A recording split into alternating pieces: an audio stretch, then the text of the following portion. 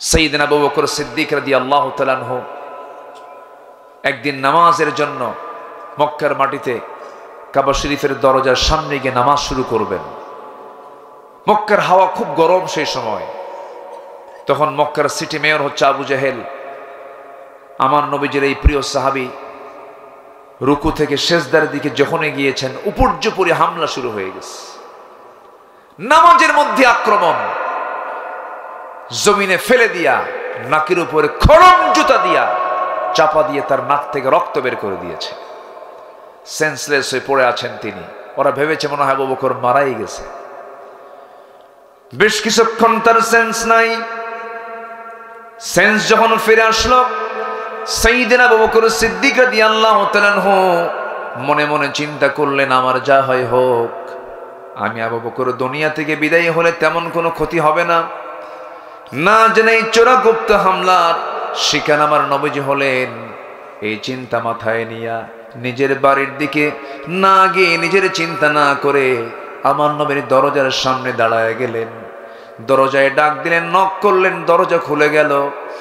আমার নবীজি দরজা খুলেই দেখেন বন্ধু আবু বকরের নাক থেকে রক্ত গড়ে গড়ে পড়তেছিল। রাসূল আশ্চর্য হয়ে বলছেন, আবু বকর, এরকম করে তোমার নাক থেকে রক্তগুলো গড়ে গড়ে পড়ে কেন? কি হয়েছিল বলো? তিনি বলছেন, ইয়া রাসূলুল্লাহ, নামাজ পড়তে নিয়ে চোদবা সাহেব আমার নাকটা বোচা করে দিয়েছে, আমাকে রক্তাক্ত করে দিয়েছে হুজুর। আমার নবীজি বললেন, আবু বকর, কি করা যায় বলো তো? তিনি বলছেন, ইয়া রাসূলুল্লাহ, আমি আমাকে নিয়ে ভাবি না, আমি আপনাকে নিয়ে ভাবি।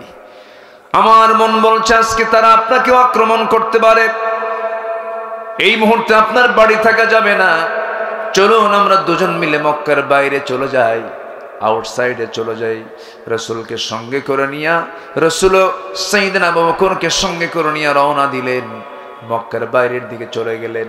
রক্ত পড়া বন্ধ হয় না। রাসূল ভাবলেন, আবু বকর তো মারা যাবে, রক্ত পড়া যদি না বন্ধ হয়। রক্ত শূন্যতা, পানি শূন্যতা বিরাজ করছিল তার দেহের ভিতরে। নবীজি দ্রুত গতিতে মেষের পাল খুঁজলেন, পেলেন না। উটের পাল খুঁজলেন, পেলেন না। দুম্বার পাল খুঁজলেন, পেলেন না। একটা ছোট্ট ছাগলের পাল পেলেন। ছাগলওয়ালার একজন রাখাল ছিল। রাখালকে ডাক দিয়ে বলছেন, রাখাল, একটা ছাগি দেবে নাকি? রাখাল বলছে, কেন ছাগি নিয়ে কি করবেন? রাসূল বলছেন, ছাগি যদি দাও দুধ দহন করব, আমার বন্ধু রক্ত শূন্যতায় ভুগতেছে, আমার বন্ধু মারা যাবে, আমাকে ছোট্ট একটা ছাগি দিয়ে দাও, সুন্দর করে দহন করব, তাকে দুধ পান করাবো। রাখাল বলছে, দেওয়া যাবে না, কারণ আমি যদি আপনাকে এই ছাগিটা দিয়ে দেই, এই ছাগলগুলোর মালিক তো আমি নই, আমানতের খেয়ানত হয়ে যাবে। নবীজি মুস্কি মুস্কি হাসি মেরে বলেন, ভাবেন, আহারে, এই মরু অঞ্চলে, এই তপ্ত বালুর ভিতরে একজন রাখাল যার ইমান নাই কিন্তু ইমানের গুণটা আছে। আর আজকে আমাদের মুসলমানদের মধ্যে ইমান আছে কিন্তু ইমানের কি নাই? কি নাই? গুণ নাই। ওজন কম দেয়, আমানতের খেয়ানত করে, জমির আইল ঠেলে, বনের সম্পত্তি মেরে খায়, মিথ্যা সাক্ষী দেয়, ঠিক কিনা? আমার নবীজি খুব খুশি হয়ে বললেন, রাখাল, বড় কোনো ছাগি দেওয়া লাগবে না, ছোট্ট একটা ছাগি দাও, যে ছাগিটার পেটে কোনো বাচ্চা আসে নাই, যে ছাগির ওলানে কখনো দুধ আসে নাই, ছোট্ট একটা ছাগি আমাকে দিলেই হবে। ছোট্ট ছাগি যখন রাসূল চাইলেন, রাখালটা মুস্কি মুস্কি হাসি মারে আর মনে মনে কয়, লোকটা পাগল নাকি? ছোট্ট একটা ছাগি নবীর হাতে দিয়ে ফেলল। নবীজি ছোট্ট ছাগিটা তার দুই পায়ের ঠিক মাঝখান বরাবর নিয়ে নিলেন, কোলের মধ্যে নিয়া ছাগিটার পিছনের দুই দিকের দুইটা পার ঠিক মাঝখান বরাবর, ওলান বরাবর আমার নবীজি তার বরকতি হাতটা রাখলেন। বরকতি হাতটা রেখে যখন বিসমিল্লাহ বলে ফোঁ দিলেন, গোটা ওলান, গোটা দুধ ভরপুর হয়ে গেছে। নবীজির মুজিজা প্রকাশ পেয়ে গেল। নবীজি এবার বলছেন, রাখাল, ছোট্ট একটা বাটি আমাকে দিয়ে দাও। বাটি দেওয়া হলো। সেই বাটিতে তিনি দুধ দহন করলেন। দুধ দহন করে বাটি পূর্ণ হয়ে গেল। এবার রাসূল বলছেন, আবু বকর, সকালবেলা রক্তাক্ত হয়েছে, এখন বরকতের দুধ খাও। যখন তাকে বাটি দেওয়া হলো, পাত্র যখন দেওয়া হলো, বিসমিল্লাহ বলে খাওয়া শুরু করলেন, পান করা শুরু করলেন। এত পরিমাণ দুধ পান করলেন যে পেটের চামড়া টাইট হয়ে গেছে। রাসূল বলছেন, আবু বকর কেমন দুধ পান করলে হুজুর? জীবনে এমন দুধ কখনো পান করি নাই, কিন্তু বুঝতে পারলাম না হুজুর, দুধ তো বাটি থেকে, পাত্র থেকে এক চুল পরিমাণ কমলো না। জোরে বলি সুবহানাল্লাহ। আমার নবীজি এবার বলছেন, ও আমার আবু বকর, তুমি দুধ কমাতে পারবে না, রাখালকে দিয়ে দাও। রাখালের হাতে যখন বাটি দেওয়া হলো, রাখাল যখন পান করা শুরু করবে, আমার নবীজি বিসমিল্লাহ বলে দিলেন। সেও পান করে শেষ করতে পারলো না পাত্রের দুধ। রাসূল বলছেন, সাহাবীরা, এই জায়গায় যদি আরো আল্লাহর কিছু বান্দা থাকতো, কেউ এই দুধটা কেউ ফুরাতে পারতো না যতক্ষণ না আমি নবীজি এই পাত্রে আমার মুখটা না লাগাই। জোরে বলে সুবহানাল্লাহ, আরো জোরে বলে সুবহানাল্লাহ। আল্লাহ পাক আমার নবীর মাঝে এই সৌন্দর্য দিয়েছেন। এই মুআজিজাগুলো আল্লাহ পাক তার রাসূলকে দান করেছিলেন। নবীজির জন্ম যখন হলো, মাত্র 3 দিন বয়স। কয়দিন বয়স? 3 দিন। নবীজি পৃথিবীর বুকে এসেছেন মা আমিনার কোলে। আবু তালেব একদিন বলছেন, ভাতিজা মুহাম্মদ, আমি তোমাকে দেখতে গেলাম, তখন তুমি 3 দিনের বাচ্চা। স্মৃতিচারণ করলেন। তো তুমি তো এখন আল্লাহর নবী হয়ে গেছো, আমি তোমার একটা বিষয় প্রশ্ন করতে চাই। বলেন চাচা, কি বলবেন? তুমি 3 দিনের শিশু যখন আমি তোমাকে দেখতে গেলাম, আমি তোমাদের ঘরে গেলাম, কিন্তু তোমার মাকে লক্ষ্য করে দেখি তোমার মা শুধু কান্নায় ভেঙে পড়েন, তোমার কাছে যান না, তোমাকে কোলে নেন না, তোমার মা তোমার কাছ থেকে দূরে দূরে থাকে। তুমি একাকী চাঁদনি আকাশের নিচে শুয়ে আছো। চাঁদনি আকাশের নিচে তুমি 2টা হাত 2টা পা নড়াচড়া করছো। আমি তোমার দিকে পরখ করলাম। পরখ করে দেখি তোমার ডান হাতটা যখন বাম দিকে নাও, আকাশের চাঁদ ডান থেকে বাম দিকে চলে যায়। তোমার বাম হাত যখন ডান দিকে নাও, আকাশের চাঁদটাও বাম থেকে ডান দিকে চলে যায়। যখন তুমি তোমার 2টা হাত যখন নিচের দিকে নেমে আনো, লক্ষ্য করে দেখলাম আকাশের চাঁদটাও তোমার সঙ্গে সঙ্গে, হাতের সঙ্গে সঙ্গে চাঁদটা নিচের দিকে নেমে আসতেছে। ও ভাতিজা মুহাম্মদ, আমি কি ভুল দেখেছিলাম নাকি? এটি কতটুকু সত্য তুমি আমাকে আজকে বলো। তুমি তো আল্লাহর নবী।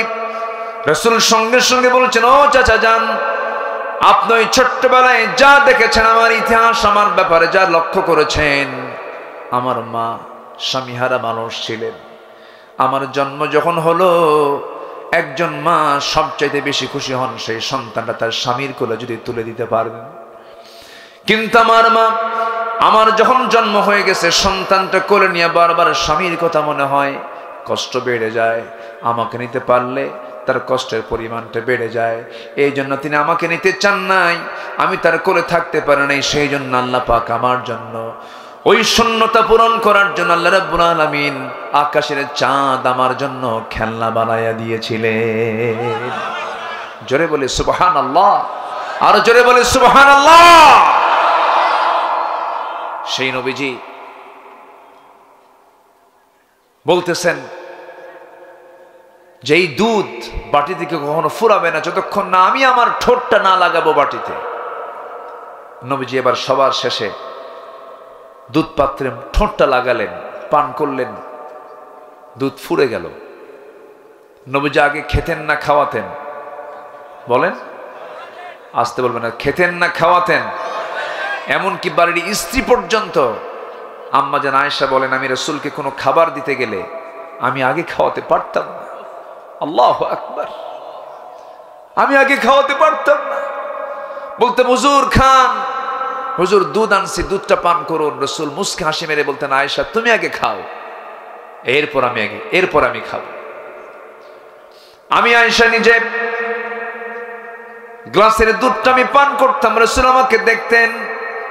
আমি আয়েশা কোন দিকে ঠোঁট লাগাই, রাসূল ঘাড়টা একটু বাঁকা করে দেখে নিতেন, আমি কোন দিকে ঠোঁটটা লাগায় দিয়ে পান করলাম।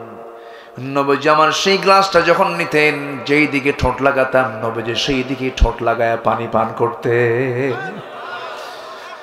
মুহাব্বত কাকে বলে? আমি আয়েশা যখন গোশতগুলো খেতাম, হাড়গুলো চুষে চুষে রেখে দিতাম, আমার নবী সেই হাড়টা চুষে চুষে রেখে দিতেন। আমার বন্ধুগণ, সারা জীবন নবী আগে খাওয়ায় দিয়েছেন, এরপরে তিনি খেয়েছেন। এটা হলো নেতার বৈশিষ্ট্য।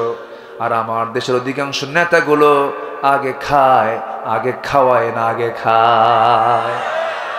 খাওয়ায় না খায়, শুধু কি খায় না, দেশ থেকে পাচারও করে, পাচারও করে। বলতে গেলেই তো দোষ হয়ে যায়। আমরা কি বলতেও পারবো না? বলার দরকার আছে না নাই? সম্পদ দিয়ে হলোটা কি? কি লাভ হলো? দেশের শীর্ষস্থানীয় একজন ধনী, মুখের দাড়িটা ছিল সুন্না, সুন্না দাড়ি, মুখের দাড়ি সুন্না দাড়ি। সেই দাড়িটা কাটলো কোন কোন মহব্বতে, কোন চেতনায় সে দাড়িটা কেটে ফেললো? কি ঠিক কিনা? ঠিক কিনা? দাড়ি রেখেছি আমরা কার মহব্বতে? নবীর মহব্বতে। রাসূলের মুখে দাড়ি ছিল, আমরা দাড়ি রেখেছি। সেই দাড়িটা কাটলো হলো বাঁচার জন্য, আমাকে যেন কেউ না দেখে দাড়ি কাটলো। মাথার চুল সাদা কালো বানালো, পাঞ্জাবি খুইলা গেঞ্জি পরলো, পাজামা খুলে লুঙ্গি পরলো, নৌকায় চললো বন্ধু নিয়া। কোস্টগার্ড ধরে ফেললো, আইনমন্ত্রীকে ধরে বলল, স্যার আমি চিনছি, চলেন এখন থানায় চলেন। আমি কি একা আসছি? আমি তো একা এখানে আসি না, আমি তো জামাতের সাথে আসছি। কে কই যে বসে আছে দেখো, কেউ চেনা যায় না তো, মাথার চুল কালো, ভালো করে দেখো, ওটাই দরবেশ। ঠিক কিনা?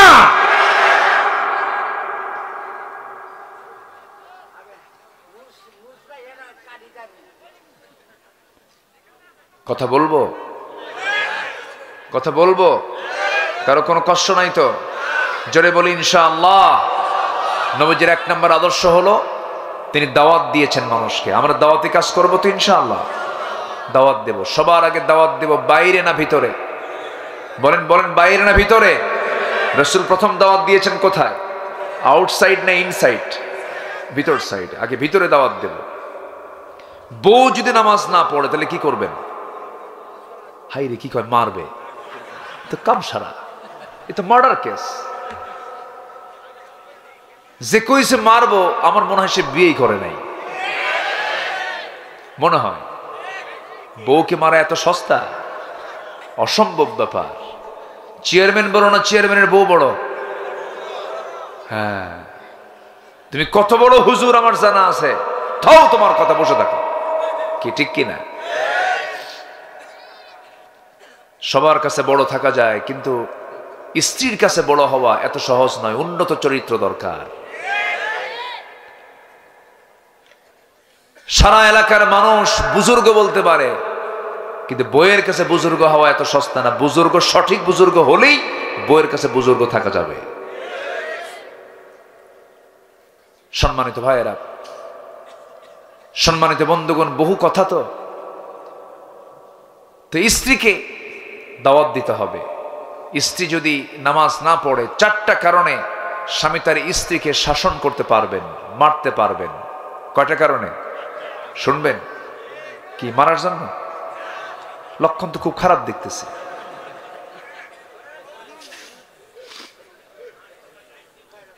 আমার মা আশেপাশে আছে কিনা? আসছে নাকি মায়েরা? আমার আওয়াজ যারা মায়েরা শুনছেন তারা তো এতক্ষণ ভাবতেছেন, হুজুর আপনি তো এতক্ষণ লাইন ভালোই ছিল, কিন্তু আপনি তখন ডেঞ্জারাস পজিশনে আসতেছেন। তাদের কলেজে এখন পানি নাই যে হুজুর তখন মারার অর্ডার দিয়ে গেল। 4টা কারণে স্বামী তার স্ত্রীকে শাসন করতে পারবেন। নাম্বার 1, যদি নামাজ না পড়ে। নাম্বার 2 হলো রমজান মাসের যদি রোজা না রাখে। নাম্বার 3 হলো স্বামীর যদি আনুগত্য না করে। নাম্বার 4 হলো পর্দায় যদি না থাকে, সতীত্বের যদি হেফাজত না করে। এই 4টা অপরাধের কারণে প্রত্যেক স্বামী তার স্ত্রীকে শাসন করতে পারবেন। কিন্তু শাসন করার ক্ষেত্রে সেখানে শর্ত হলো, যদি তার স্ত্রীকে সে মারতেই চায়, মুখে মারা যাবে না, চোখে মারা যাবে না, কানে মারা যাবে না, নাকে মারা যাবে না, বুকে মারা যাবে না। তবে মারতে গেলে যে লাঠিটা ব্যবহার করবে, সেই লাঠিটা থাকতে হবে তার পকেটের সেই মেসোয়াক, 9 ইঞ্চি মেসোয়াক দিয়ে সে সর্বোচ্চ মারতে পারবে। মেসোয়াক দিয়া কারো সামনে যদি কারো স্বামী তার বউকে মারতে নাই, দেখে রাগ করবে না হাসবে? কি প্ল্যানে ছিলেন? উপায় নাই, উপায় নাই, মারা যাবে না। হ্যাঁ, এত সুন্দর মানুষ আপনারা, বলি আলহামদুলিল্লাহ। আমি এর আগে তো এসেছি, আমি তো ময়দান চিনি, বুঝি। খুব সুন্দর আপনারা, বলি আলহামদুলিল্লাহ। আমার নবীজি এবার বললেন, রাখাল তুমি থাকো। মনে আছে আপনাদের? মনে আছে? মনে আছে? তুমি থাকো, আমরা চলে যাই। সন্ধ্যা হয়ে গেছে, বাড়ির দিকে চলে যাই। এখন ঠান্ডা হয়ে গেছে, আমরা চলে যাচ্ছি। রাখাল কান্দে। রাখাল কি করে? কান্দে। রাখাল কান্দে আর বলে, আমাকে আপনারা নিয়ে যান। কি সুন্দর ছোঁয়া পেলাম, কি সুন্দর সংস্পর্শ পেলাম, আমাকে নিয়ে যান, এখানে আমার আর ভাল লাগে না। রাসূল বলছেন, তুমি তো কিছুক্ষণ আগে বলেছ এগুলো তোমার আমানত, খেয়ানত করা যাবে না। রাখাল, আমার সঙ্গে গেলে পরে তো ছাগলগুলো দেখার লোক নাই, তাই তো ঠিক আছে, যাব না। কিন্তু একটা শর্ত আছে, সেই শর্ত হলো আপনি আপনার কোলের মধ্যে ছোট্ট ছাগিটা নিয়া ওলানটারে পিছনে হাত দিয়া যখন আপনি মনে মনে কি যেন দোয়া পড়লেন, সেই দোয়াটা আমাকে শিখায় দিয়ে যাবেন। আমার কোনো দাবি নাই। রাসূল মুস্কি হাসি মেরে বললেন, এই দোয়া পড়ে কি করবা? সঙ্গে সঙ্গে বলতেছে, মাঝে মাঝে এই দোয়া পড়ে ফোঁ দিব আর দুধ খাবো। আল্লাহু আকবার বলে। আমার নবীজি বললেন, 1000 বার মুখস্থ করে এই দোয়া করলে তো কোনো লাভ হবে না, কারণ শিরকিয়াতের পচা দুর্গন্ধ তোমার মধ্যে আছে। তোমার মধ্যে তাওহীদ নাই, তোমার মধ্যে ঈমান নাই, তোমার মধ্যে দ্বীন নাই, ইসলাম নাই। শিরকিয়াতের পচা দুর্গন্ধ তোমার দেহ থেকে, তোমার হৃদয় থেকে সম্পূর্ণ ডিলিট করে দিয়া তাওহীদের পেয়ালা যদি লালন করতে পারো, সেই সময় এই দোয়া পড়লে সঙ্গে সঙ্গে তা কাজে লাগিয়ে যাবে। যেরকম সুবহানাল্লাহ। সঙ্গে সঙ্গে সেই রাখালটা নবীজির আপাদ মস্তক মাথা থেকে পা পর্যন্ত বারবার দেখে, চোখের পানি ফেলে ফেলে কেঁদে কেঁদে বলে, আমার সন্দেহ লাগতেছে আপনি কে? আমার তো মন বলে আপনি হচ্ছেন ওই মক্কায় জন্ম নেওয়া সেই লোকটা কিনা, আব্দুল্লাহর পুত্র মুহাম্মদ নামে একজন আল্লাহর নবীর আগমন হয়েছে।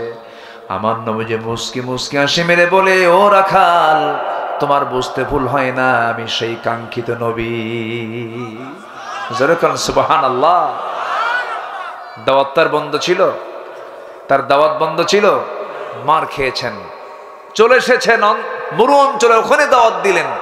সেই মরুর সেই রাখালটা কালেমা পড়লো, লা ইলাহা ইল্লাল্লাহ মুহাম্মাদুর রাসূলুল্লাহ। আমরা কালিমার দাওয়াত দেব, জোরে বলি ইনশাআল্লাহ। বউ যদি নামাজ না পড়ে বুঝাবো, বলতে হবে, আমার স্ত্রী, দুনিয়াতে একই ছাদের নিচে ছিলাম, তোমার দেহ আমার দেহ একাকার করেছি, আমরা জান্নাতে একসঙ্গে থাকতে চাই, নামাজটা পড়ো। বউ কেন পড়বে না? স্বামীর দোষও আছে অ্যাভেলেবেল। কিছু কিছু স্বামী আছে সুন্দরী বউকে পর পুরুষকে দেখাতে খুব লাইক করে, আছে না? কিছু আছে না? দেখায়, বলে, সুইটি সুইটি এদিকে আসো তো, একটু চা দাও তো। গায়ে কোনো কাপড় চোপড় নাই, আবার পরে বলে, এই বউটা দেখতে কেমন রে আমার, থাপ্পড়ায় দাঁত ভাঙ্গা দরকার, আছে না? নাই? তোর বউ তুই দেখ, তুই মানুষকে দেখাবি কেন? ঠিক কিনা? আবার শুধু দেখায়, জাতিকে দেখায়। R15 লেটেস্ট ভার্সন বাইক, তার প্যাসেঞ্জার সিট হলো 3 তলা, আর ড্রাইভিং সিট হলো আন্ডারগ্রাউন্ড, দেখাই যায় না।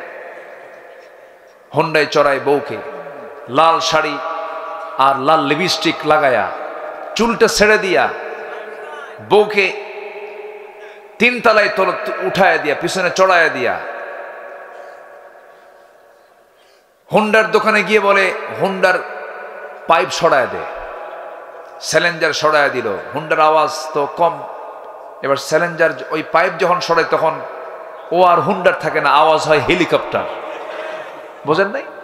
দিল একখান টান, ত্রিশাল থেকে ভালুকা দিল একখান টান, এক টানে বউটাকে নিয়ে চললো। হেলিকপ্টারের আওয়াজ মনে করে জাতি শুধু চায় থাকলে কি যায়, এটা দেখায় দিল জাতিকে। সন্ধ্যার আগ দিয়ে 16 Pro Max আইফোন এই দিয়ে ছবি একখান তুলে, অর্ধলগ্ন ছবি তুলে ফেসবুকে আপলোড দিয়ে লিখলো, প্রিয় বন্ধুরা আসুন আমার বউটাকে সবাই মিলে জামাতের সাথে দেখি। যেরকম নাউজুবিল্লাহ। এরকম কুরুচিপূর্ণ নোংরা চরিত্রের কিছু মানুষ সমাজে আছে না নাই? যুবকরা, তোমাদের সময় এসেছে এখন। তোমার গ্রামকে তুমি টার্গেট করো। 64,000 গ্রাম বাংলাকে যুবকরা যদি মাথায় নিতে পারো, তোমার গ্রামের কোন ঘর থেকে বোরকা ছাড়া মহিলা বের হয়, সেই বাড়িতে গিয়ে বলো, মুরব্বী আপনার বাড়ি থেকে কোন মহিলাকে আর বেপর্দায় বের হতে দেব না, বোরকা পরে বের হতে হবে। কি রাজি আছো? রাজি আছো? তোমার গ্রামের মাতব্বর যে নামাজ পড়ে নাই, মাতব্বরি করে, আছে না? খালি বিড়ি খায়। বিড়ি খাওয়া মুরব্বী আছে না নাই? আবার মাহফিল এসে বলে, হুজুর বিড়ি খাওয়া কি জায়েজ আছে? উনি জায়েজের চেষ্টায় আছে।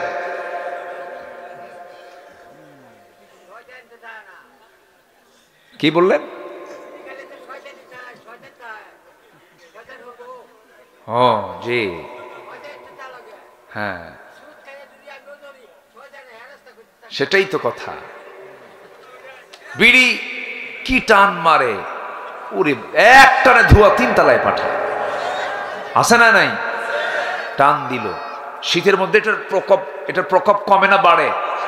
বাড়ে। খুব ঠান্ডা লাগে তো, হুজুর একটু গরম করতেছে, গরম। এ পর্যন্ত যতগুলো বাজেট হয়েছে, প্রত্যেকটা বাজেট অর্থমন্ত্রী বিড়ির দাম বাড়াইছে। যারা বিড়ি খায় তারা কয় আরো বাড়া, প্রয়োজনে বাড়ি বেঁচে খাবো। এত নেশা।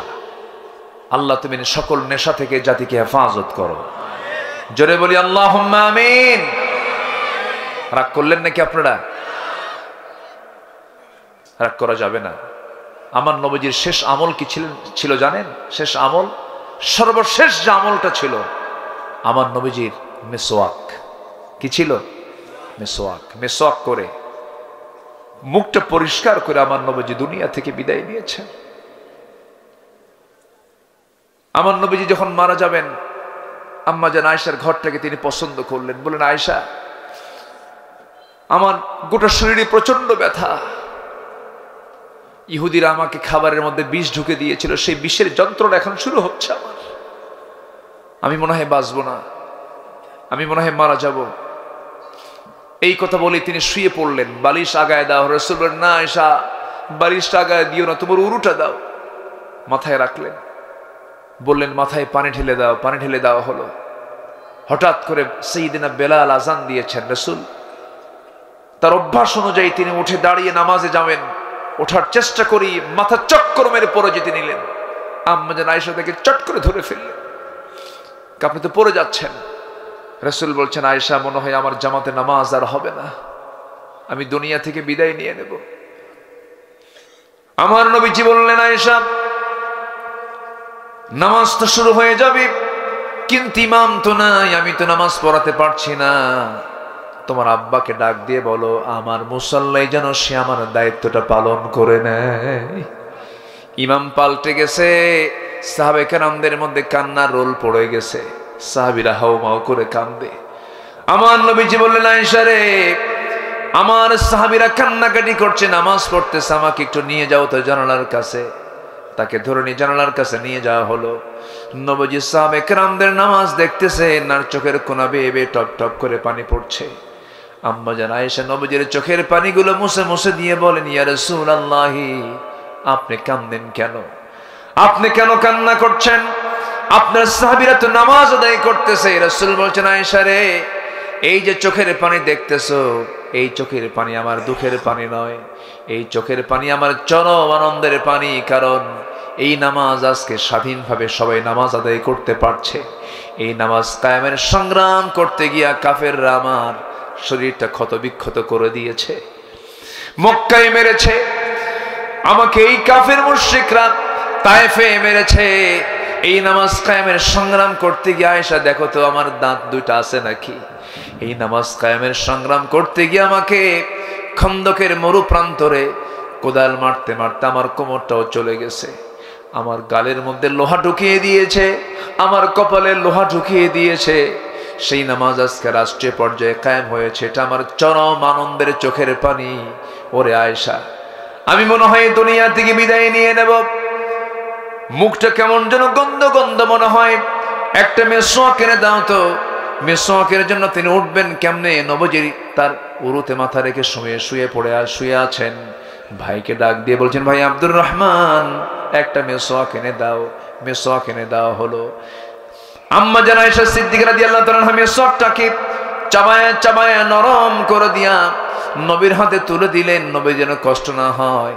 নবী মুস্কে একখানা হাসি মারলেন। মেসওয়াকটা দিয়া মেসওয়াক শুরু না করে সেই মেসওয়াকের আগায় লেগে থাকা আম্মা জান আয়েশার মুখের থুতুগুলো নবীজি চুষে চুষে পান করতেছে। আমার নবীজি মুস্কে হাসি মেরে বলছেন, আয়েশা রে, জীবনের শেষ সময় এসে তোমার কিছু হক আদায় করার চেষ্টা করলাম আয়েশা, আমি মনে হয় বাঁচব না, দুনিয়া থেকে বিদায় নিয়ে নেব। আমার নবীজি মেসওয়াক সম্পূর্ণ করলেন, মুখটাকে পরিষ্কার রাখলেন, মুখের মধ্যে কোনো দুর্গন্ধ রাখলেন না, কারণ এই মুখে কার জিকির? আসতে বলবেন না, কার জিকির? এই মুখের নাম নেব কার? যে মুখে আল্লাহর নাম হবে সেই মুখে কোনো বাজে জিনিস ঢুকানো যাবে, যেই মুখে আল্লাহর জিকির সেই মুখ দিয়ে কোনো মিথ্যা কথা বলা যাবে না। আমার নবীজি দুনিয়া থেকে বিদায় হওয়ার আগ পর্যন্ত আম্মা জান আয়েশার সঙ্গে তার সর্বশেষ কথোপকথন হচ্ছিল। হঠাৎ করে রাসূল বলছেন, আমার আনাসকে দেখি না কেন, আমার আনাস কোথায় গেল? তন্ন তন্ন করে খুঁজে নাই, হঠাৎ করে তাকে বের করে ফেলা হলো, সাহাবায়ে কেরাম বের করে ফেললেন।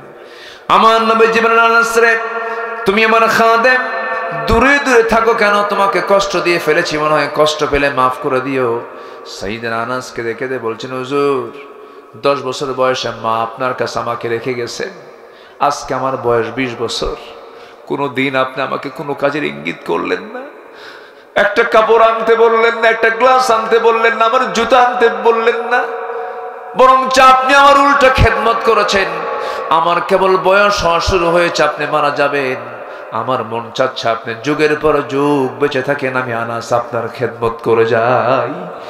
আমার নবীজি বললেন, ওরে আনাস, সাকরাতুল মউতের লক্ষণ আমার মধ্যে চলে আসছে, আমি দুনিয়া থেকে বিদায় হয়ে যাব আনাস। তবে আনাস একটা কথা জেনে রেখে দিও, তুমি আমাকে যখন এতটুকু মহব্বত করো, আমি আল্লাহকে বলবো, আল্লাহ আমার জান্নাতের খাদেমটাও যেন আমার আনাস থেকে যায়। আমার নবীজি দুনিয়া থেকে বিদায় হওয়ার আগ মুহূর্তেই আমার রাসূল আম্মা জান আয়েশাকে ডাক দিয়ে বলছেন, আয়েশা রে, আমি দুনিয়া থেকে বিদায় হয়ে যাচ্ছি, আমার উম্মতকে একটা মেসেজ দিয়ে দিবা, আমার উম্মতরা যেন 5 ওয়াক্ত নামাজ যেন কখনো না ছেড়ে দেয়। সবাইকে নামাজ পড়তে রাজি আছেন? সবাইকে নামাজ পড়তে রাজি আছেন? 5 ওয়াক্ত নামাজ পড়বেন কারা কারা একটু হাত উঁচু করে দেখান। জোরে বলি ইয়া আল্লাহ, আরো জোরে বলি ইয়া আল্লাহ। আমাদেরকে 5 ওয়াক্ত সালাত আদায় করার তৌফিক তুমি আল্লাহ দিয়া দাও। জোরে বলি আমিন, আরো জোরে আমিন, আরো জোরে আমিন। আপনারা কষ্ট দিয়ে ফেললাম মনে হয়, এত সুন্দর মানুষ আপনারা, আলহামদুলিল্লাহ। 15টা আদর্শ কেবল চলতেছে, কয় নাম্বার বলেন? দাওয়াতি কাজ। 1 নাম্বার কি বলেন তো? দাওয়াতি কাজ। আরো আছে কয়টা?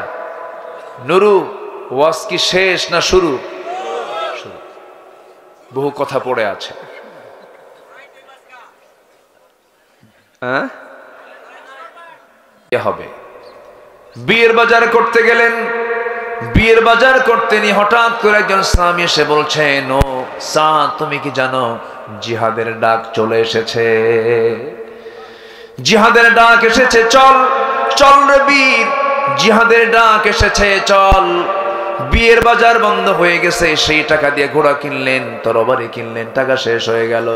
যুদ্ধে ঝাঁপিয়ে পড়লেন সেই বিবাহিত, সেই বিয়ে প্রার্থী সাহাবী ওই যুদ্ধে অংশগ্রহণ করে তিনি শাহাদাত বরণ করলেন।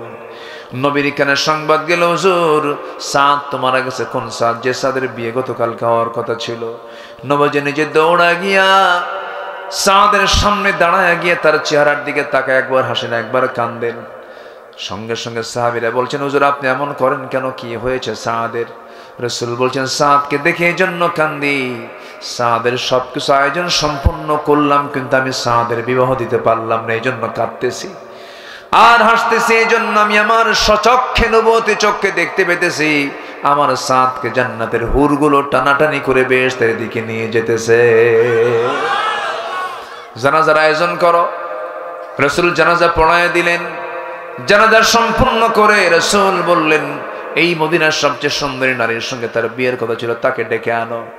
আড়ালে ডেকে আনা হলো। রাসূল বললেন, ও মদিনার সবচেয়ে সুন্দরী নারী, আমার সাদ যদি বেঁচে থাকতো আজকে বিয়ে হয়ে যেত, কিন্তু সাদ তো দুনিয়াতে বেঁচে নাই। সে বিয়ের বাজার না করে সে জান্নাতের বাজার করতে গেছে। জান্নাতের বাজার তার কেনা হয়ে গেছে। তার পক্ষ থেকে একটা ঘোড়া, একটা তরবারি তার পক্ষ থেকে আমি তোমাকে হাদিয়া স্বরূপ দিয়ে দিলাম। আল্লাহু আকবার বলেন।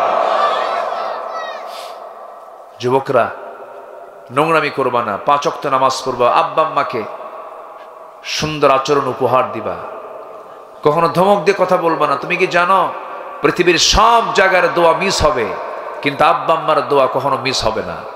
আল্লাহু আকবার, আল্লাহু আকবার। আল্লাহ তুমি সবাইকে এগুলো আমল করার তৌফিক দাও, জোরে বলে আমিন। নাম্বার 2, রাসূল ছিলেন সাহসী, আমরা কি হব?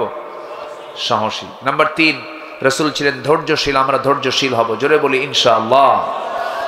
বলেন তো, নামাজ আগে না ধৈর্য আগে? ধৈর্য আগে। ব্যবসা আগে না ধৈর্য আগে? বিয়ে আগে না ধৈর্য আগে?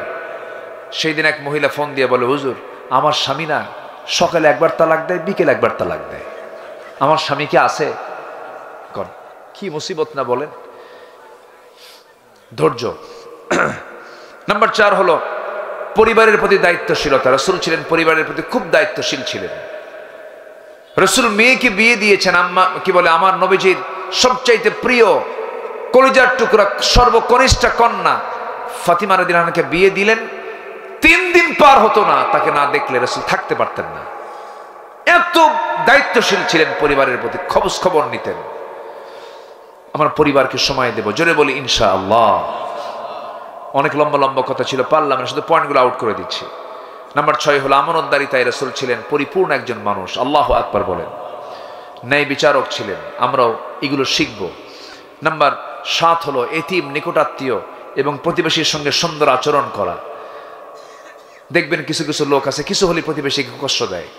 বাড়ির পিছনে বাড়ি, হয়তো তার জায়গা দিয়ে হেঁটে যেতে হয়, একটু গন্ডগোল লাগলেই খোঁটা মারে। এরকম খোঁটা মারামারি তো এলাকায় নাই মনে হয়। ভালো, বেশি করে খোঁটা মারবেন।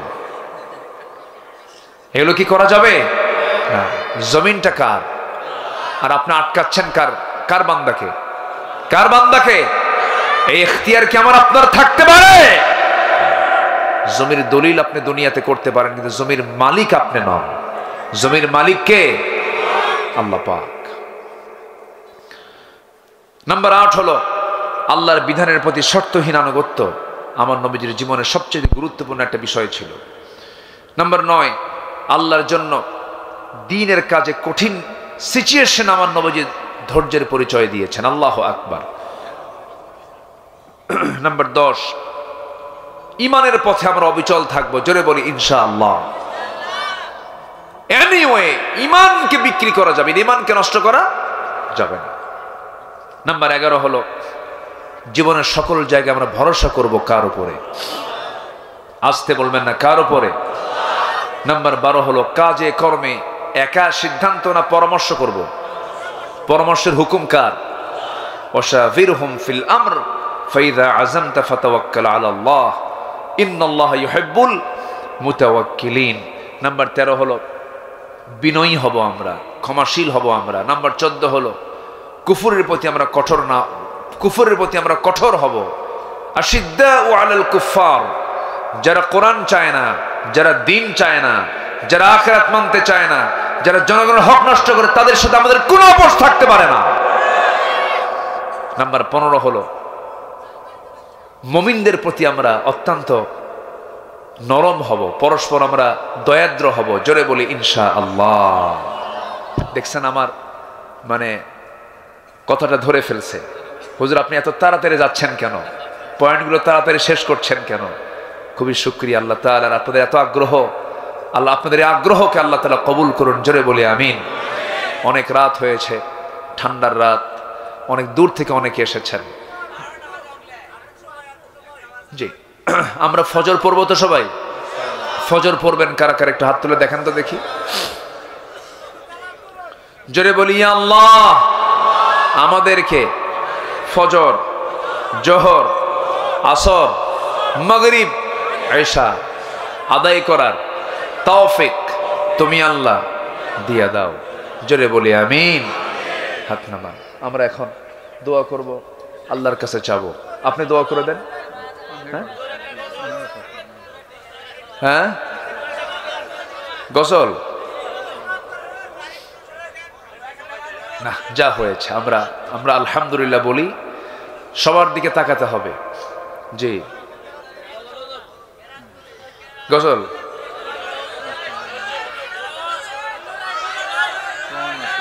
কি যেন কই বুঝি না তো। আচ্ছা জি, দেখা যাক। আমি তেলাওয়াত করেছি, শুরু করেছি তেলাওয়াত দিয়ে। একটু দেখি, আমি একটু ছোট্ট একটা গজলের মধ্য দিয়ে আমরা শেষের দিকে আস্তে আস্তে চলে যাব ইনশাআল্লাহ।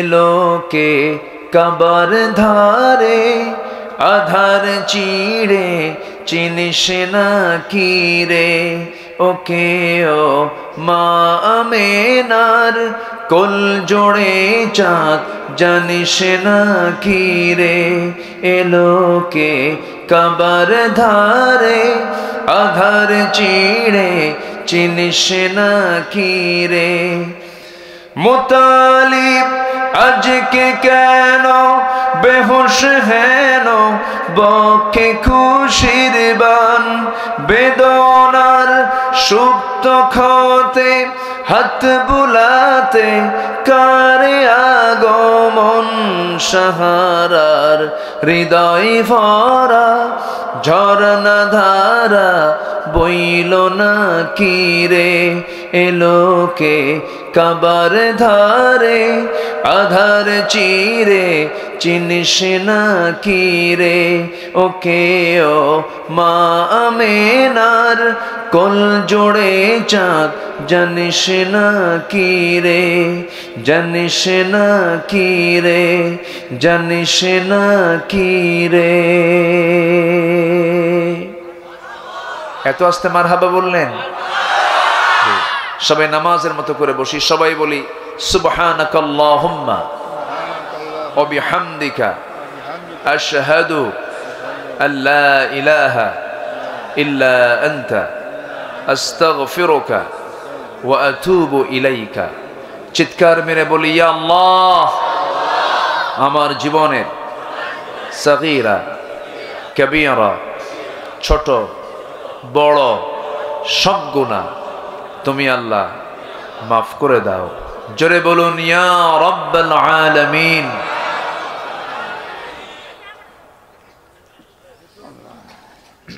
জি আপনি দোয়া করেন। আল্লাহর ইসলামী যুব সংঘের অনেকগুলি সদস্য মারা গিয়েছেন। জি, এই যুব সংঘের সঙ্গে যারা সম্পৃক্ত ছিলেন, আল্লাহ যারা দুনিয়া থেকে বিদায় নিয়েছেন তাদের কবরগুলোকে জান্নাতের টুকরা বানায় দাও। জোরে বলি আমিন। আমার শফিক ভাই কোথায় আছেন? তো বসেন। এই বছর প্রতি বছরই আমরা সভাপতি পাল্টাই। এই বছর যে সভাপতি ছিল ওমর ফারুক সেলিম। ওমর ফারুক সেলিম ভাই। এদিকে আছে কোটাক দেন। জি, ওমর ফারুক সেলিম ভাই কোথায়? আলহেরা সভাপতি। আলহেরার সম্মানিত সভাপতি।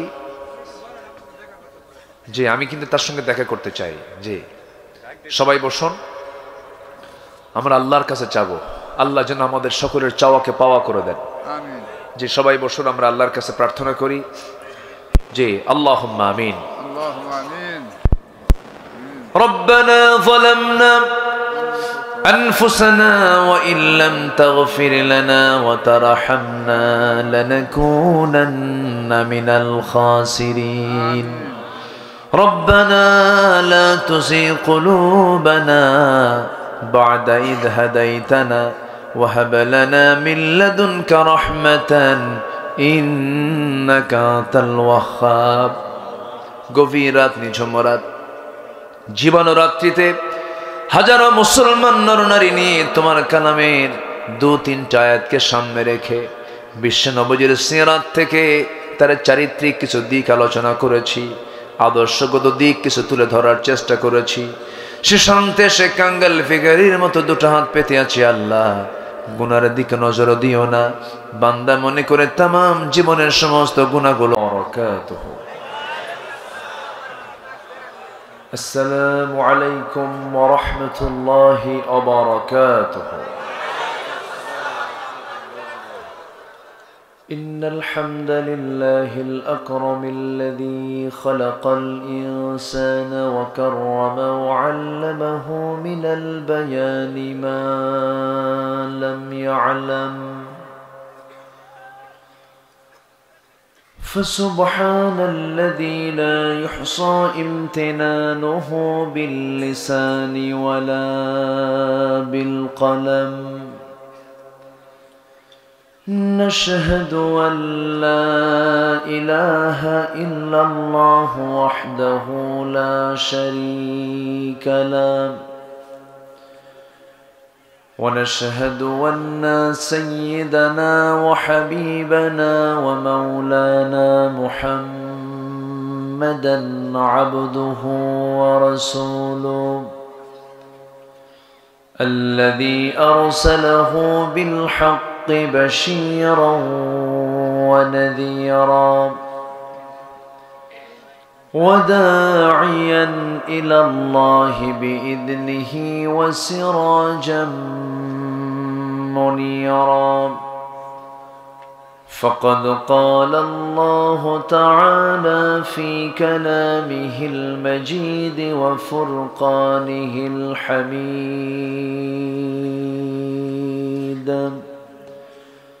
أعوذ بالله من الشيطان الرجيم بسم الله الرحمن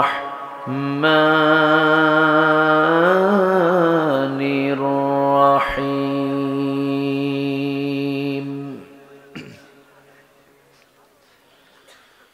يا أيها النبي إنا أرسلناك شاهدا ومبشرا ونذيرا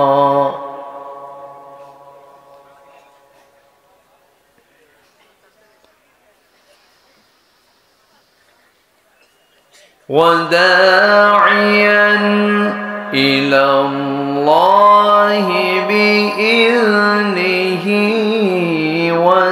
وسراجا منيرا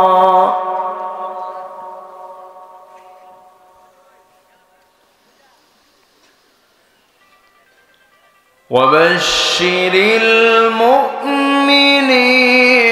بأن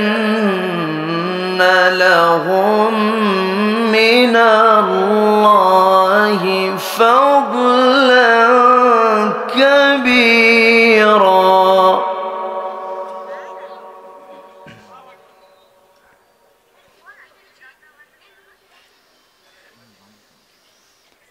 ولا تطع الكافرين والمنافقين ودع أذاهم وتوكل على الله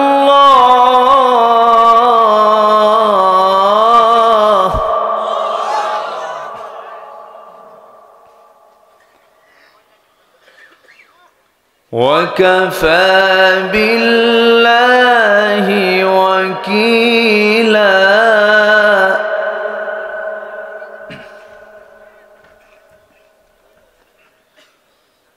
وتوكل على الله وكفى بالله وكيلا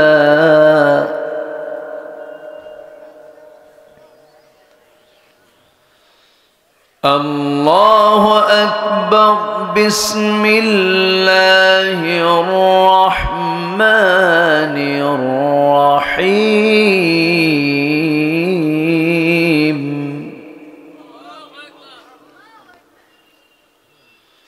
إن الله وملائكته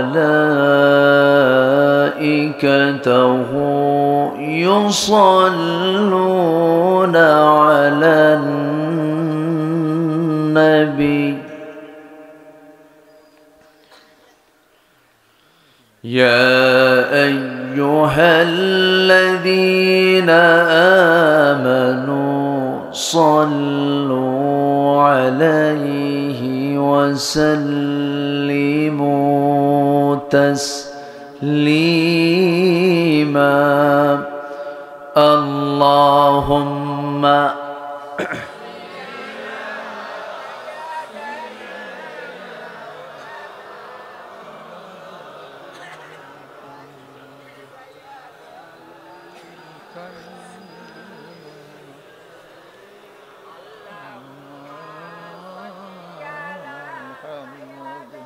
একটু মোহাব্বত দিয়ে নবীর প্রেমে মাতোয়ারা হয়ে জবান খুলে আওয়াজ দিয়ে সবাই বলুন আল্লাহুম্মা। একটু একটু একটু পিছায় যান তো, একটু হালকা একটু পিছায় যান, একটু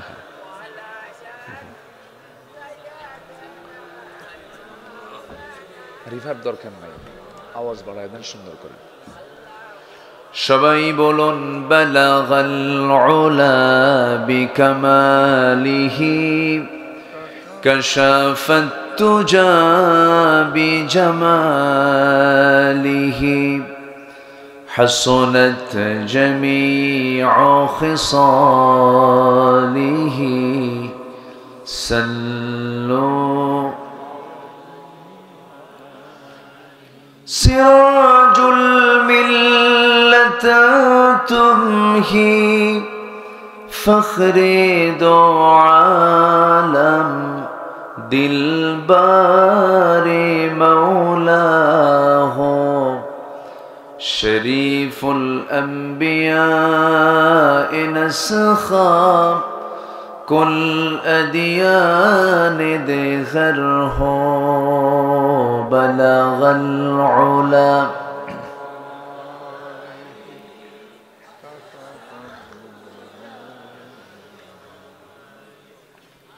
حسنت جميع خصاله صلوا আমি কোরআনের সুর মাঝে শুনেছি যে নাম, আজানের সুর মাঝেও শুনেছি সে নাম। ও নাম শুনেছি আমি আমার হৃদয়, হে রাসূল নবীজি তোমায়, হে রাসূল নবীজি তোমায়। সবাই বলি সাল্লাল্লাহু আলাইহি ওয়াসাল্লাম।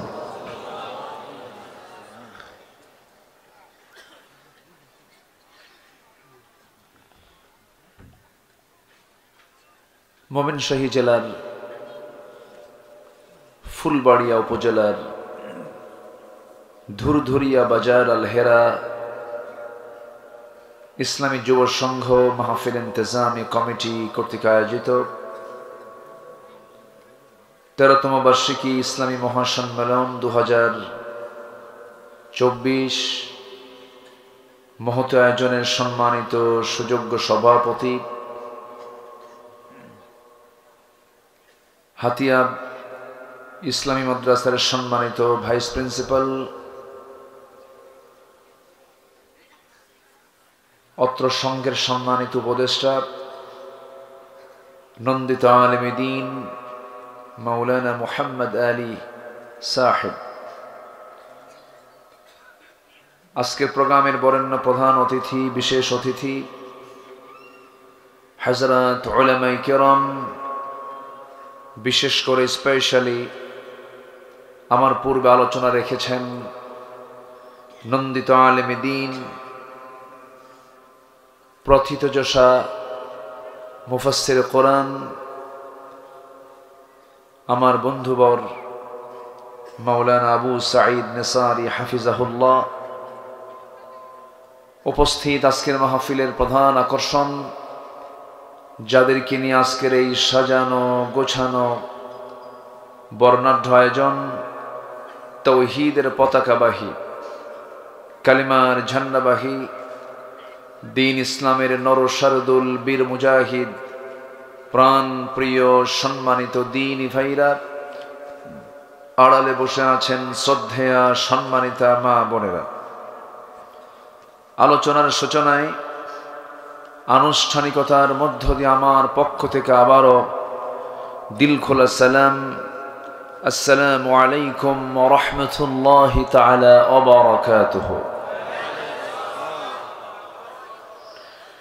সবাই কেমন আছেন?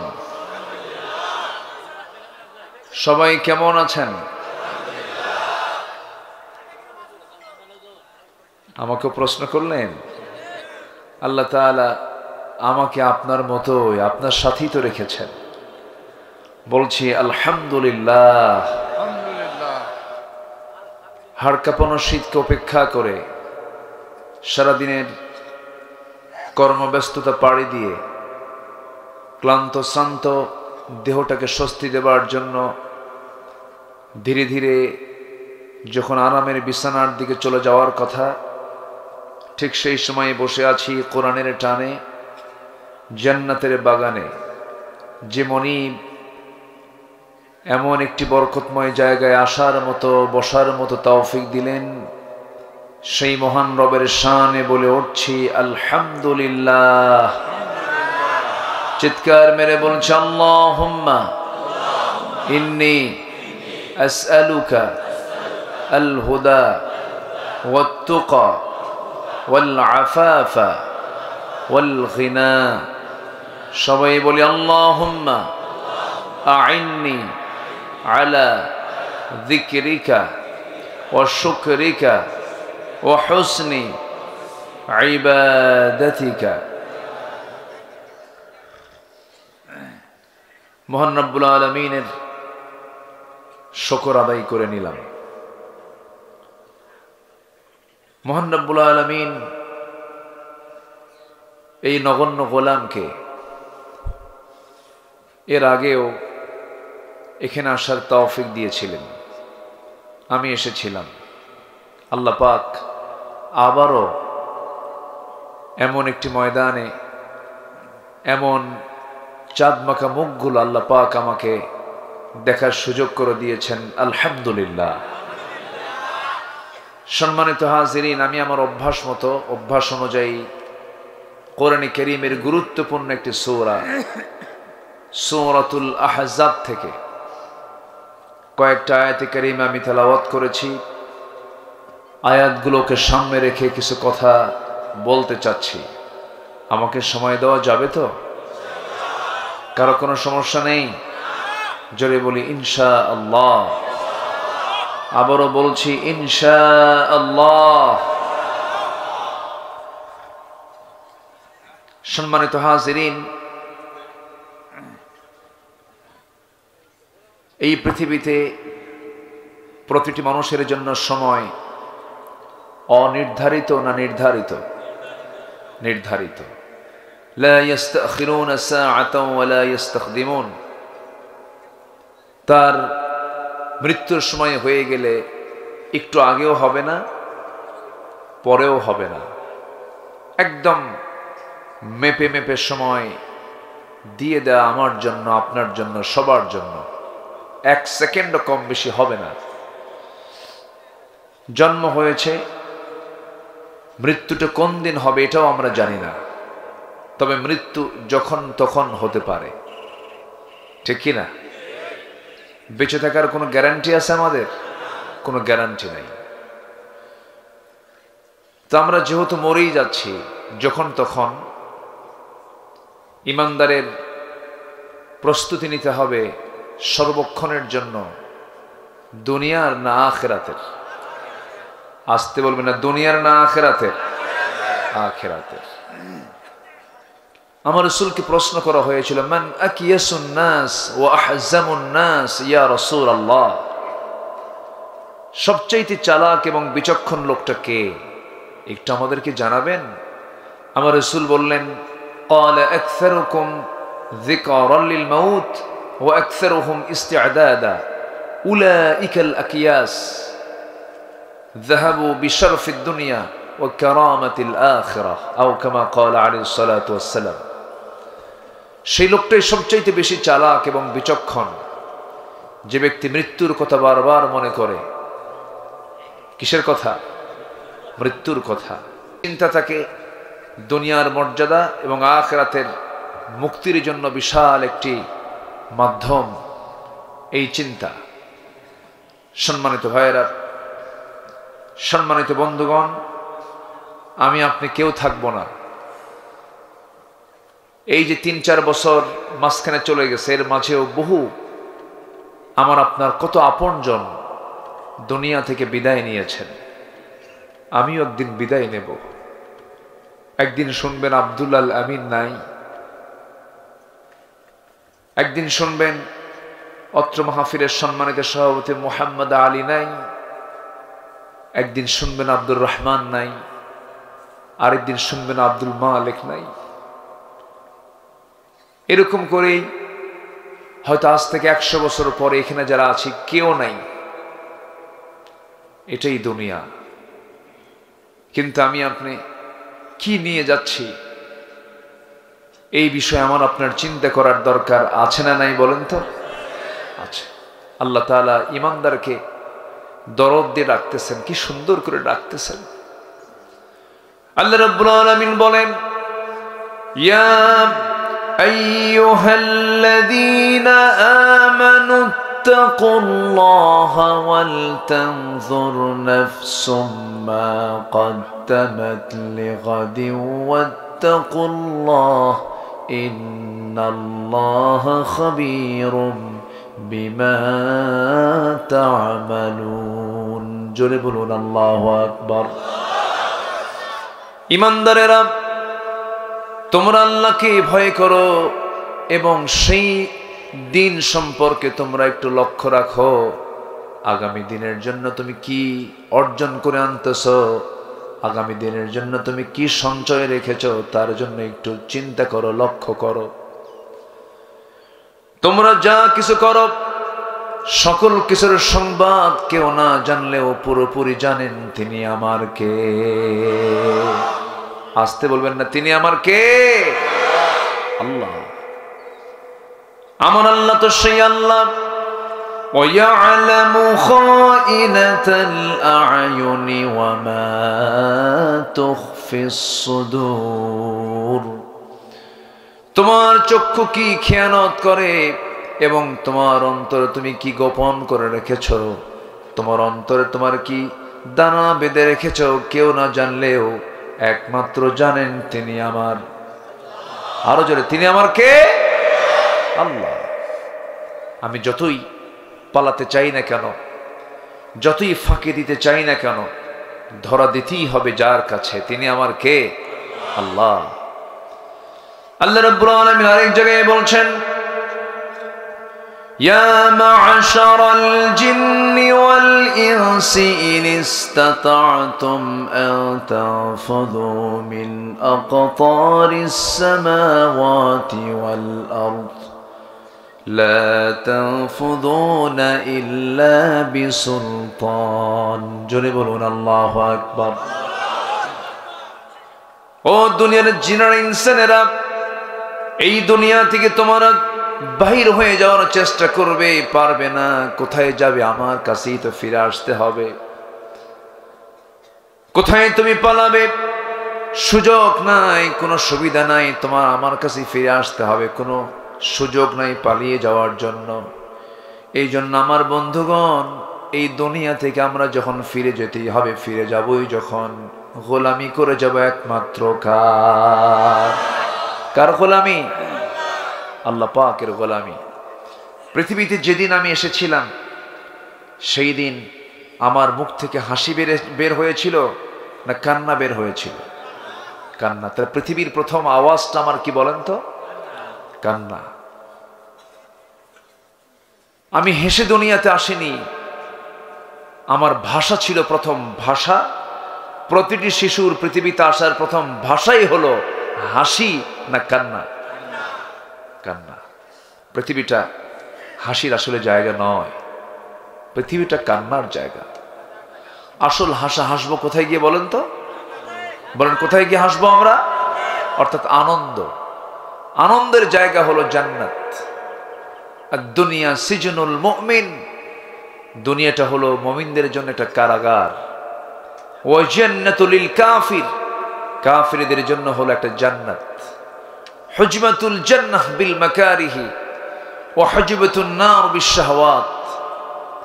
জান্নাতটা অনেক কষ্ট দিয়ে ঘেরানো, আর জাহান্নামটা দুনিয়ার মোহ মায়া মমতা দিয়ে ঘেরানো।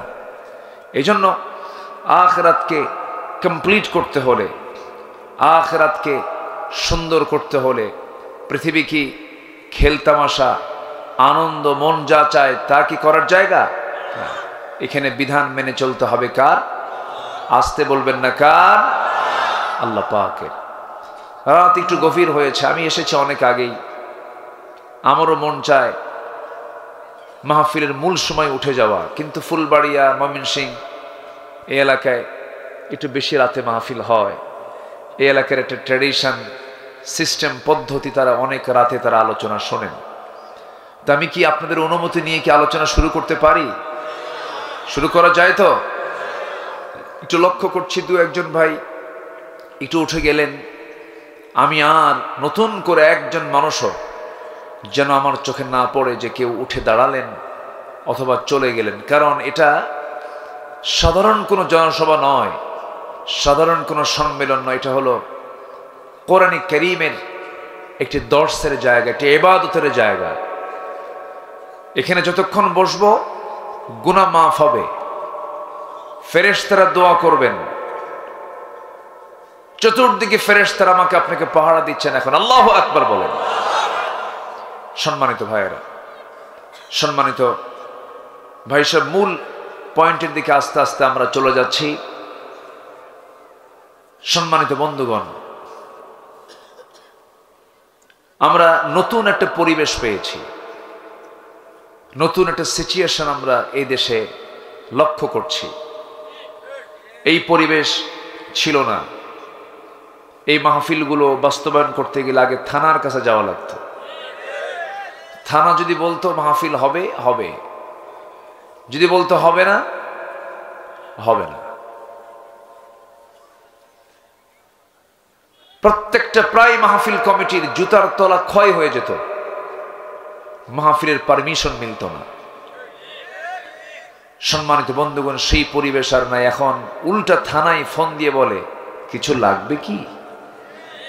ঠিক কিনা? ঠিক কিনা?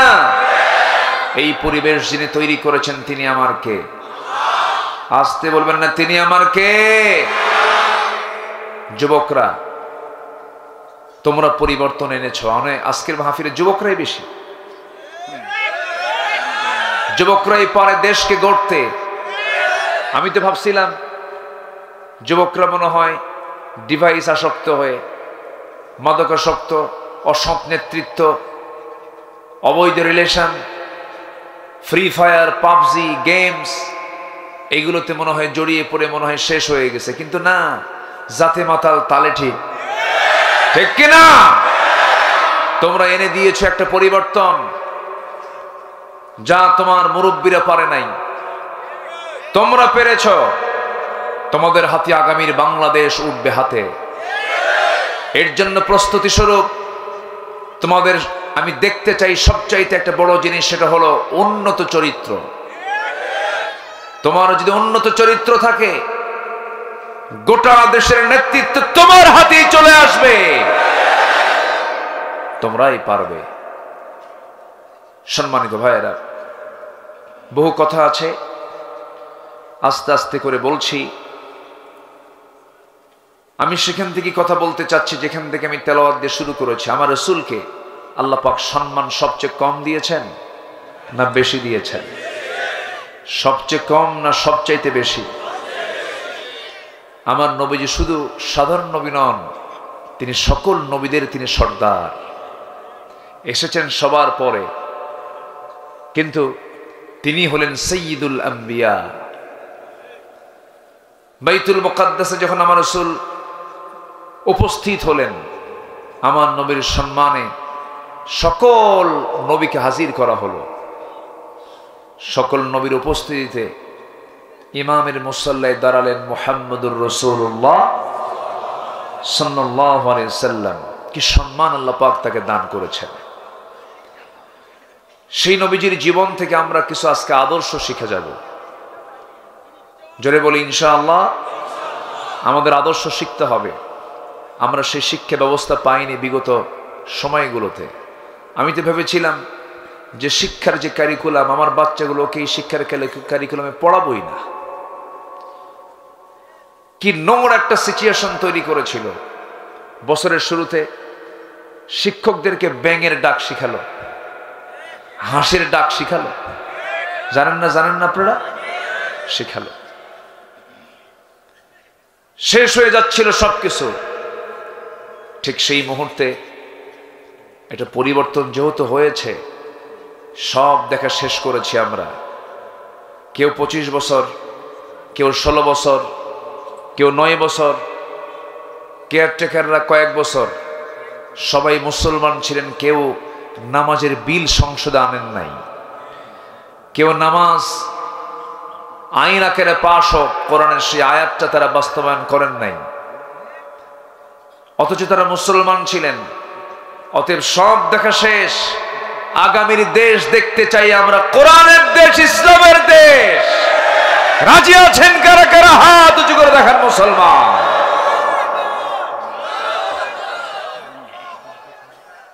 কেউ তো স্লোগান দেন না।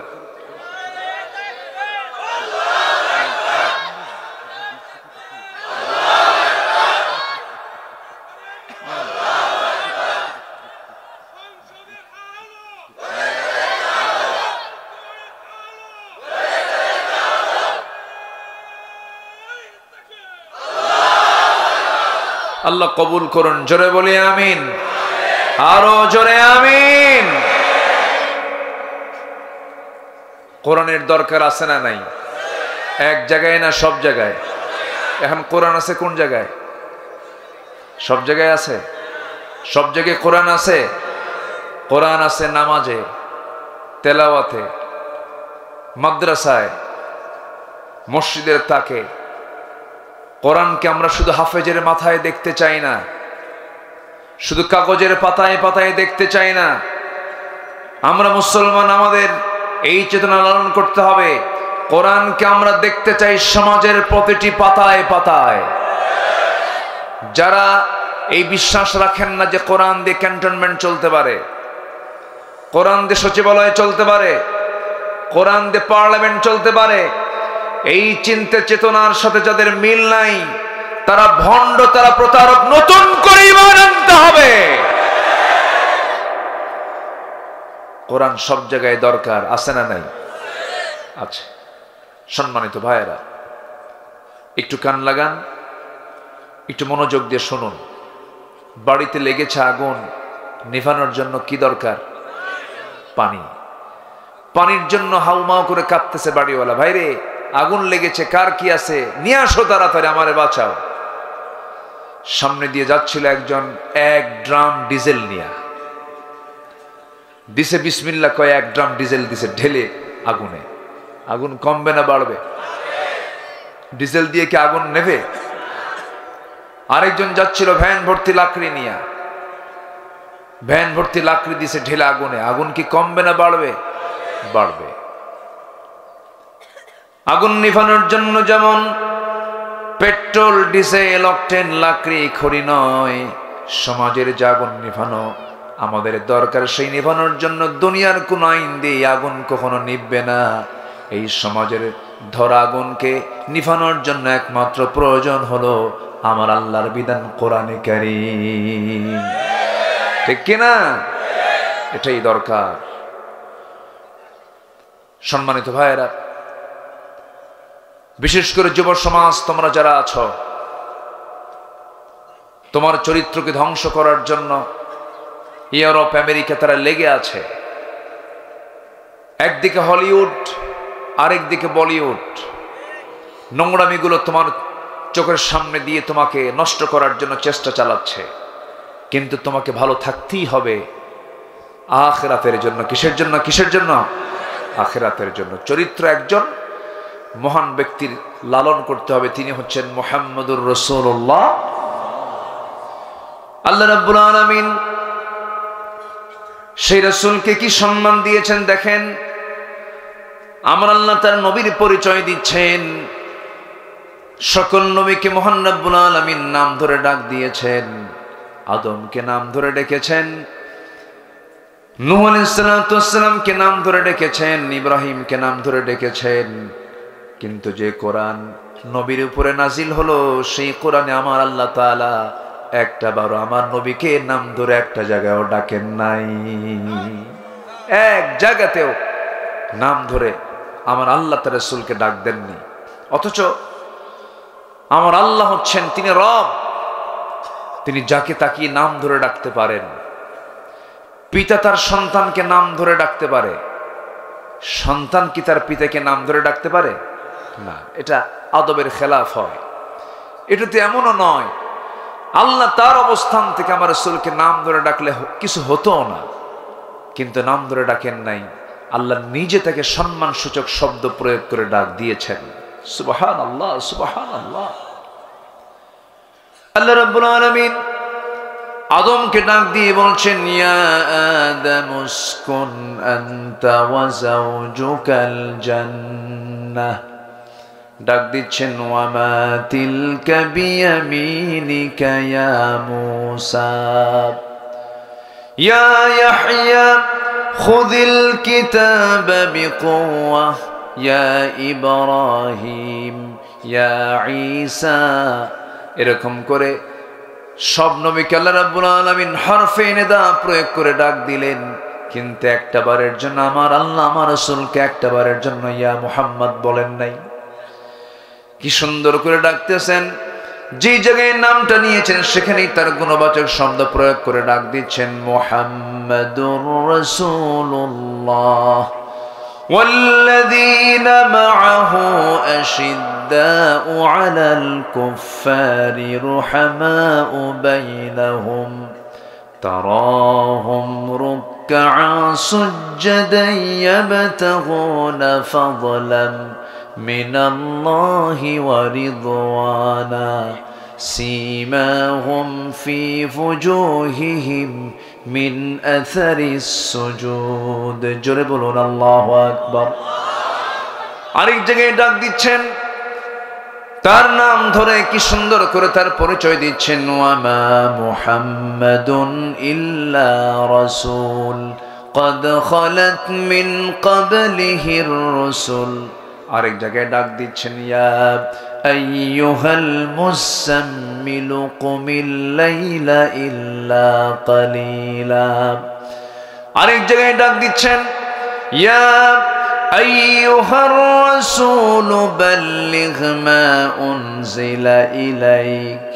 যেখান থেকে তেলাওয়াত করছে এখানে আল্লাহ পাক ডাক দিচ্ছেন, ইয়া আইয়ুহান নাবিয়্যু ইন্না আরসালনাকা শাহিদাও ওয়া মুবাশশিরাও ওয়া নাযীরাও ওয়া দাঈয়ান ইলাল্লাহি বিইذনিহি ওয়া সিরাজাম মুনীরা।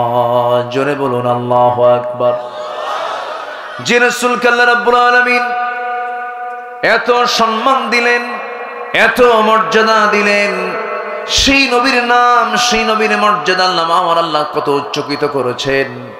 কিন্তু বিগত সময়গুলোতে আমার দেশে 16 বছর দেখেছি আমার রাসূলকে কটূক্তি করেছে, গালমন্দ করেছে এমন কুলাঙ্গার আমার এই দেশে 16 বছর আমরা দেখেছি। ঠিক কিনা? রাসূলকে বলা হয়েছে জেনাকার মুহাম্মদ। জোরে বলুন নাউযুবিল্লাহ। রাসূলকে বলা হয়েছে নারী পিপাসু মুহাম্মদ। এরকম করে যারা গালি দিয়েছে বিগত 16 বছর আমাদের তালিকা করেছিল। আমি আব্দুল আল আমিন 116 জন আলেমের ভিতরে আমার নামটাও তালিকাভুক্ত করেছিল। আমরা নাকি দেশদ্রোহী। সম্মানিত বন্ধুগণ, আমরা স্পষ্ট ভাষায় জানান দিতে চাই, আমাকে গালি দিক, আমার বাপকে গালি দিক, এটা আমি সহ্য করতে পারবো, কিন্তু রাসূলকে নিয়ে একটা বাজে উক্তি করবে, আমরা তার জিহ্বা টেনে ছিড়ব। এতদিন তালিকা করেছে ওরা আমাদের, এখন সময় এসেছে আমাদের। ঠিক কিনা? যারা কোরআন নিয়ে কথা বলে, বাজে কথা বলে, রাসূলকে নিয়ে বাজে কথা বলে, ইসলামকে নিয়ে কটূক্তি করে, আল্লাহ রাসূলের চরিত্র নিয়ে কথা বলে, আমরা তাফসীর মাহফিলের, ওয়াজ মাহফিলের, মহাসম্মেলনের এই প্ল্যাটফর্ম থেকে জানান দিতে চাই, অবিলম্বে এই সমস্ত কুলাঙ্গারদের ধরে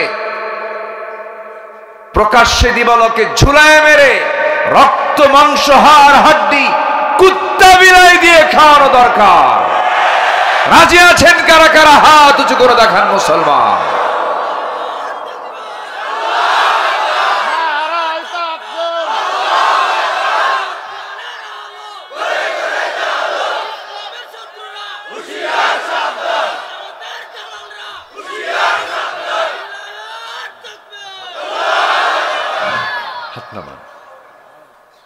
কষ্ট পাচ্ছেন নাকি? কষ্ট পাচ্ছেন? সম্মানিত বন্ধুগণ, বুকটা ফেটে যায় ওয়াজ মাহফিলের এই চেয়ারে যখন বসি। একজন মানুষের কথা বারবার মনে পড়ে যায়। উপস্থাপক তার নামটা উচ্চারণ করেছেন। সম্মানিত বন্ধুগণ, 2023-এর 13ই অগাস্ট একটা সুস্থ মানুষ জেল খাটলেন 13 বছর। সুস্থ মানুষকে জোর করে ধরে জোরপূর্বক হসপিটালে ভর্তি করায়া আবু হানিফা রাহিমাহুল্লাহর মতো শরীরের ভিতরে বিষ প্রয়োগ করে, পয়জনিং করে তাকে কেমন করে নির্মমভাবে হত্যা করা হলো। আমরা অবিলম্বে এই ওয়াজ মাহফিলের এই প্ল্যাটফর্ম থেকে জানান দিতে চাই, এদের কেউ অতি দ্রুত গ্রেফতার করে চূড়ান্ত শাস্তি নিশ্চিত করা হোক। ঠিক কিনা? এই কথাগুলো কি আমাদের অন্যায় না? নেয়? কেউ কি মন খারাপ করছেন? আমি একজন নগণ্য, আমাকে মানুষ আলেম মনে করে, কিন্তু আমি নিজে জানি তো আমি কি। সেই এলেম কালাম আমার মধ্যে নাই, কিন্তু আমার তো এতটুকু প্রতিক্রিয়া ব্যক্ত করা উচিত একজন মজলুম আলেমের শাস্তি নিশ্চিত করার জন্য। ঠিক কিনা? একজন মজলুম আলেমকে এইরকম করে নির্যাতন করা হয়েছে, অবশ্যই তার যারা আসামি তাদের শাস্তির দরকার আছে না নাই? 2009 সাল আমার জীবনের প্রথম হজ। আমি হজে গিয়েছিলাম 2009 সালে প্রথম। ওই বছরই ছিল হলো আল্লামা সাইদ রাহিমাহুল্লাহর জীবনের শেষ হজ। উনি 2010-এ গ্রেফতার হলেন 30 জুন, একসঙ্গে আরাফা, মিনা, মুজদালিফা। ওই সময় তাকে প্রশ্ন করা হলো, হুজুর আপনি দেশে যাবেন না এখন কেন? মামলা রেডি হচ্ছে, আপনাকে গ্রেফতার করে তারা জেলখানায় ঢুকাবে, উনি মুচকি হাসি মেরে বললেন, সাইদি পালায় থাকে না। আল্লাহু আকবার বলবেন না? সাইদি পালায় না। ওনার কথার মধ্যে তার বাস্তবতার মিল আছে না নাই? আসতে বলবেন না, আছে না নাই? উনি কি পালিয়েছিলেন? উনি পালাতে পারতেন। উনি বললেন, আমি আমার দেশে ফিরে যাব। আমার ভাই, আমার দ্বীনি ভাইরা মানবতার জীবন যাপন করবে, এটা হতে পারে না। আমার রাসূলের চরিত্র এমন ছিল না, আমি দেশে ফিরে যাব। দেশে ফিরে এসেছেন, জেল জুলুম নির্যাতন সহ্য করেছেন, জীবনটাও দিয়ে দিয়েছেন। শুধুমাত্র একটা উদ্দেশ্য, তার সারা জীবনের একটাই দোয়া ছিল, আল্লাহ এই জমিনটাকে তুমি আল্লাহ কোরআনের জন্য কবুল করে নাও। সম্মানিত ভাইয়েরা, এখানে যারা বসে আছেন কেউ আমার দুশ্মন নয়, কেউ আমার শত্রু নয়। আমি কাউকে ইঙ্গিত করে কোনো কথা বলতে আসিনি, আমি কোরআনকে সামনে রেখে কিছু কথা বলতে আসছি। দয়া করে কেউ মন খারাপ করবেন না। মন খারাপ করছেন নাকি আপনারা? কেউ মন খারাপ করবেন না, একটু আমার কথাগুলো মনোযোগ দিয়ে শুনুন। সম্মানিত ভাইয়েরা, বিশেষ করে যুব সমাজ, তোমরা যারা আছো, চরিত্র খোঁজার জন্য কোথাও যাওয়া লাগবে না। চরিত্র খোঁজার জন্য একজন ব্যক্তিকে খুঁজে বেড়াও। আল্লাহর কর্তৃক যিনি সিলেক্টেড, নির্ধারিত, তিনি হচ্ছেন মুহাম্মদুর রাসূলুল্লাহ সাল্লাল্লাহু আলাইহি ওয়াসাল্লাম। তিনি কি ছিলেন না? আল্লাহু আকবার। আমার বন্ধুগণ, সেই নবীজির জীবন থেকে নিয়ে আমরা 15টা আদর্শ আজকে একটা একটা করে শুনবো, একটা একটা করে বলার চেষ্টা করব। নাম্বার 1 হলো, আমার নবীজি ছিলেন একজন সুন্দর আদর্শ দায়ী। প্রজ্ঞার সাথে তিনি দাওয়াত দিয়েছেন, যোগ্যতার সঙ্গে তিনি দাওয়াত দিয়েছেন, উত্তম পন্থায় তিনি দাওয়াত দিয়েছেন। যুব সমাজ, এখানে যারা উপস্থিত আছেন, নবীজির এই আদর্শকে আমরা লালন করব, সুন্দর মানুষকে সুন্দর করে ইসলামের দিকে ডাকবো, নিজেরাও ইসলামের দিকে থাকবো। এটা আমার নবীজির জীবনের গুরুত্বপূর্ণ একটি আদর্শ। আল্লাহ রাব্বুল আলামিন তার ব্যাপারে সুন্দর করে ইঙ্গিত দিচ্ছেন, উদউ ইলা সাবিলি রাব্বিকা বিল হিকমাহ ওয়াল মাউইযাতিল হাসানাহ ওয়াজাদিলহুম বিল্লাতী হিয়া আহসান ইন্না রাব্বাকা হুয়া আ'লামু বিমান দাল্লা আন সাবিলিহি وهو أعلم بالمهتدين। জোরে বলুন আল্লাহু আকবার। হে নবী, আপনি মানুষকে দাওয়াত দেন, মানুষকে প্রজ্ঞার সাথে উত্তম নসিহতের মধ্য দিয়ে মানুষকে দাওয়াত দেন। আমার নবীজি তার সারা জীবন যে মানুষকে দাওয়াত দিয়েছেন মক্কার মাটিতে, তিনি কি ফুল পেয়েছেন না পাথর পেয়েছেন? কি পেয়েছেন? কি পেয়েছেন? পাথর পেয়েছেন। মক্কার মাটিতে দাওয়াত দিতে গিয়ে নিজেও মার খেয়েছেন। মাথা থেকে পা পর্যন্ত এমন কোনো জায়গা নাই যেখানে দাগের চিহ্ন নাই আমার নবীজির দেহতে। আমার নবীজির কপালের ঠিক মাঝখানে দাগের চিহ্ন, গালে দাগের চিহ্ন, দুটো দাঁত ভাঙ্গা। আমার নবীজির উহুদের ময়দানে দাঁত ভাঙ্গা।